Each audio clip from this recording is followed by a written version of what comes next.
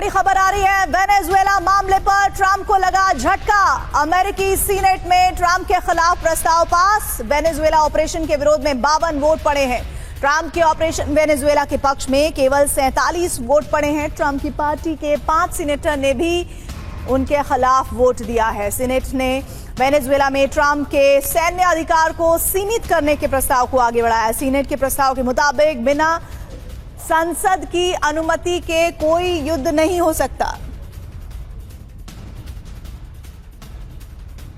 और इस खबर पर बात करने के लिए हमारे साथ हमारे सहयोगी मनीष झा जुड़ रहे हैं। मनीष, ये बहुत बड़ी खबर है कि वेनेजुएला मामले पर ट्रंप को एक बहुत बड़ा झटका लगा है और अमेरिकी सीनेट में ट्रंप के खिलाफ प्रस्ताव पास हुआ है। दुनिया में ट्रंप को लेकर वैसे भी अलग अलग हिस्सों में बढ़ती हुई देखी हमने देशों की प्रतिक्रिया, लेकिन अब उनके खुद के देश में ही इस पूरे फैसले पर, ऑपरेशन पर उनके खिलाफ लोग खड़े हो रहे हैं।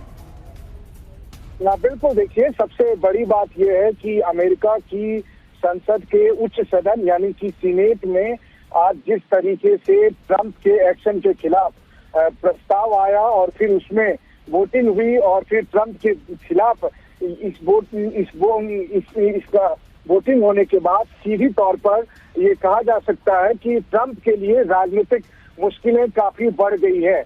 हालांकि देखिए, सीनेट के बाद ये अभी हाउस ऑफ रिप्रेजेंटेटिव में जाना है, फिर जाहिर है कि इसके बाद बतौर राष्ट्रपति ट्रंप को भी साइन करना है। ये कानून बने ना बने, लेकिन इसका एक बहुत बड़ा पॉलिटिकल मैसेज है, न केवल अमेरिका में बल्कि पूरी दुनिया में। और जो दूसरी सबसे बड़ी बात है कि आज इस वोटिंग के बाद अब ट्रंप की मनमानी पर पूरी तरह से लगाम लग सकती है।